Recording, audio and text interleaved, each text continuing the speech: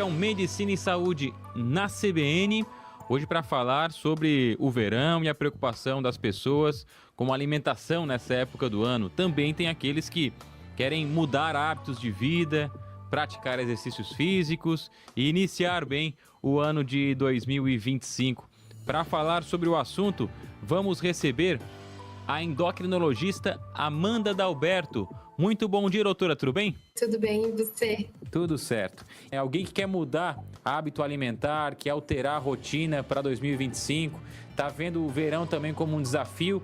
Qual o caminho já para começar a discussão, doutora? Na verdade, essa é a época, na minha opinião, mais fácil de a gente começar. Porque os nossos dias estão mais longos, então a gente amanhece mais cedo e a gente tem o entardecer mais tarde, então a gente tem mais tempo de dia.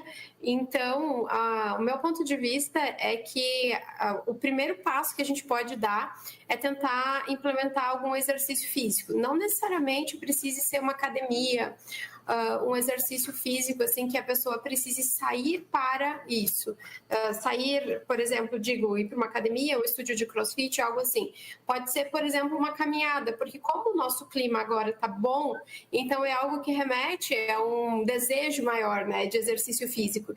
E até mesmo, como a gente vinha falando, né, as pessoas estão de férias, estão viajando, isso é algo que pode ser feito em qualquer lugar, né? Então é algo que a gente já pode iniciar o quanto antes, né, para que a gente tenha bons hábitos em 2025. E nessa época, doutora Amanda, tem muita gente buscando essa alteração de hábito de vida, de alimentação.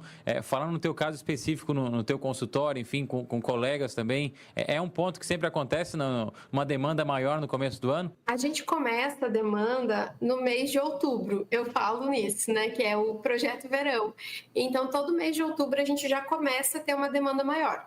O mês de janeiro em si é um mês em que é muito mais acompanhamentos do que às vezes buscas novas, né? Então é um mês em que acaba que as pessoas ainda estão de férias e às vezes as pessoas elas querem viver as férias para depois estar buscando como se elas precisassem dar uma pausa, digamos assim. Quando a gente fala sobre um alto consumo de bebida alcoólica, refrigerante, gordura, enfim, para entender o impacto disso a curto prazo, doutora Amanda, para quem está numa rotina de praia todo dia, sol, enfim, pode ter um problema para além dessa questão da alimentação, enfim, problema que pode desencadear algo rápido, a curto prazo, a pessoa que está bebendo dias seguidos ou se alimentando mal dias seguidos? A gente fica, eu falo que a gente fica correndo atrás da massa muscular, por exemplo, o ano inteiro, né? E que, por exemplo, alguns dias, 2, 3 dias é uma coisa, agora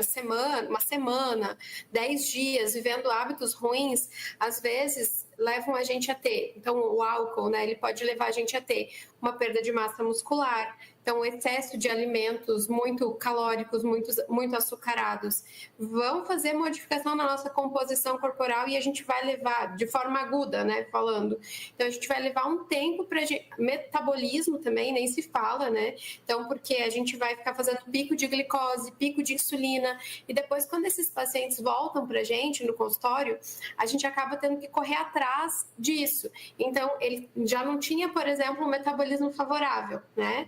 E ele resolveu largar tudo de uma hora para outra. Porque não tem problema a gente aproveitar o verão, a gente sair, mas eu sempre falo que existe moderação. Por exemplo, você pode estar na praia, você pode tomar um drink, uma cerveja, intercalar com água, né, colocando uma atividade física de manhã, não precisa beber todos os dias, né? Pode estar tentando fazer refeições ricas em proteínas, em fibras, né? Não esquecer, por exemplo, não chegar lá só e comer carboidratos em si, né? Carboidratos simples, né?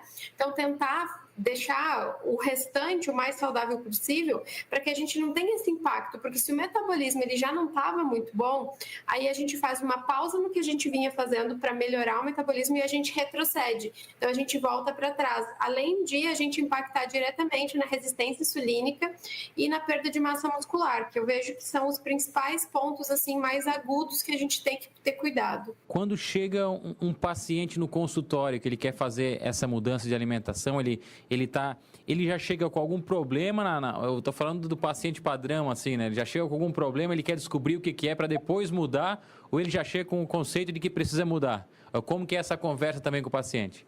Na verdade, eu sempre digo que das pessoas que estão falando assim, por exemplo, em pessoas que têm diagnóstico de sobrepeso e obesidade, acho que 80% das pessoas que têm sobrepeso e obesidade acham que existe algum hormônio alterado. Então, elas acham que elas vão ter algum exame que a gente vai identificar a causa de elas estarem com uma dificuldade para emagrecer. Só que aí a gente começa um bate-papo e na primeira consulta, na maior parte das vezes, a gente já faz a identificação dos gatilhos, né? Então, de excesso de algum alimento, ou falta de fibra, falta de exercício, enfim, a gente consegue entender melhor. A demanda é melhorar, a demanda é emagrecer, a demanda é estar melhor. Mas nem sempre se chega com essa consciência. A maior parte das pessoas, ela chega sem essa consciência e a gente precisa, como profissional de saúde, ajudar a esse desenvolvimento, a essa compreensão, né, das pessoas que essa mudança ela precisa vir. Então, é claro que existem algumas porcentagens de pessoas que realmente têm alguma disfunção tireoidiana, alguma disfunção hormonal que justifique ela poder ter um pouco mais de dificuldade para perda de peso. Mas, mesmo assim, é possível ela conseguir perder peso e mesmo assim é possível, principalmente, melhorar os hábitos. Eu sempre falo que os hábitos são coisas que nós, inclusive nós, né, sempre temos para melhorar. Então, não existe nada que não possa ser melhorado, né? Então, a gente consegue melhorar, a gente consegue desenvolver uma consciência junto com o paciente. A maior parte das pessoas, por mais que elas saibam isso, inconscientemente, elas precisam estar sob acompanhamento, porque a gente tem uma coisa que a gente chama de, inclusive, contabilidade do processo, né? Então, ter alguém ali junto, supervisionando, então guiando, acaba fazendo total diferença no tratamento, na perda de peso, na modificação de hábitos, né? Então, tanto o endócrino quanto o nutricionista, a gente anda junto para a gente poder melhorar essa consciência do nosso paciente. Sobre os medicamentos para tratar obesidade que não estão disponíveis no sistema público de saúde, o SUS, o Sistema Único de Saúde. Mas, até no ano de 2024, um dos que bombou em termos de notícias, enfim, todo mundo perguntando para que serve, será que funciona, foi para os trends, todo mundo buscando, que é o tal Ozempic. É um medicamento que ele está sendo indicado pela maioria dos endocrinologistas. Como que tem sido isso? Para que tipo de paciente? Existe paciente que já chega no consultório pedindo medicamento? Então, na verdade, o Ozempic ele ficou muito famoso, né? Então, porque, enfim, é uma medicação que ela era adquirida sem receita, poderia ser adquirida sem receita médica, mas também a gente viu muita complicação de tratamento quando foi tratamento inadequado, por exemplo, tratamento não prescrito por médico. O uso dos medicamentos, ele é indicado, associado com as modificações de estilo de vida sempre, não somente o medicamento, porque usar somente a medicação confiando que vai emagrecer e que vai ficar para sempre magro, então é um tiro no pé. O medicamento ele é um associado, um aliado no tratamento. A indicação do uso da medicação é quando a gente não consegue ter sucesso só com as modificações de estilo de vida ou, eventualmente, quando a gente acaba tendo algum paciente que tenha alguma comorbidade associada, alguém que precise eliminar o peso de uma forma um pouco mais enfática, um pouco mais rápida, digamos assim. O Ozempic hoje, ele vem tendo uma grande falta no mercado, então é uma das medicações que a gente não tá com tanta disponibilidade dele hoje no mercado. A gente já tem o Ozempic, inclusive em bula, ele é para tratamento de diabetes. A gente já tem o irmão dele, que é o Wegovy, que é o medicamento mais novo, que foi lançado em agosto, que ele sim é para tratamento de obesidade. o tratamento da obesidade e das comorbidades associadas, né?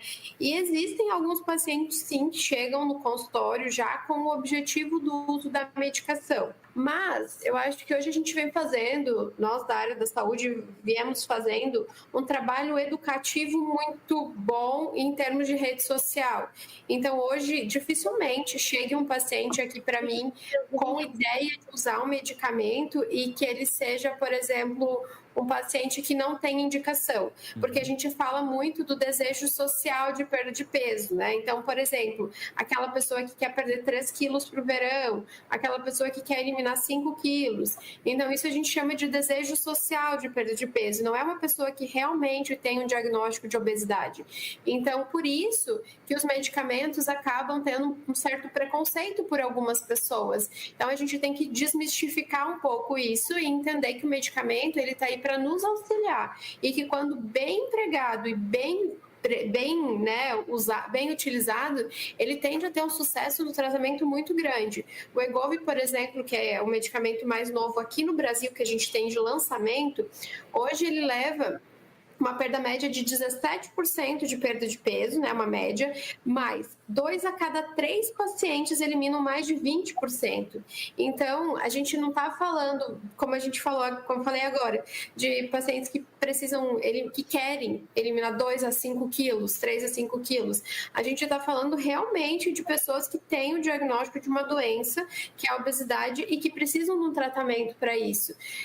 O uso recreativo do medicamento, então, agora nessas épocas do ano, é muito complexo, porque tem algumas pessoas que compram por conta própria, usam, acabam tendo efeito colateral, ou perdem peso, depois reganham peso. Por quê? Porque não souberam fazer o uso adequado do medicamento. Então, a gente passa por algumas situações aí nessa época do ano. Mas o caso do Ozempic é só com prescrição médica? O medicamento, ele não é um medicamento visto pela Anvisa como um medicamento controlado, por exemplo. Mas o que acontece é que todo paciente que tem uma prescrição médica, ele vai ter acesso a um programa de desconto. Então, se ele tiver... Eu sempre falo para os pacientes que o mais barato é a consulta, é passar por consulta para ter certeza que você tem indicação de usar e, além de ter certeza que tem indicação de usar aquele medicamento, usar com segurança, sob supervisão de um profissional. Doutora Amanda Dalberto, endocrinologista, muito obrigado pela atenção conosco. Também o último recado por aqui, doutora. O último recado eu sempre falo, a gente está no melhor mês para começar, porque se daqui para frente a gente fizer uma modificação de um hábito por mês, no final do ano a gente modificou 12 hábitos. Então a gente foi somando, começa por tomar mais água, aumenta a frequência de exercício físico, comer menos industrializados, dormir melhor. E assim a gente vai indo até que a gente chegue lá no final desse ano melhor do que a gente começou. Acho que esse é o principal foco.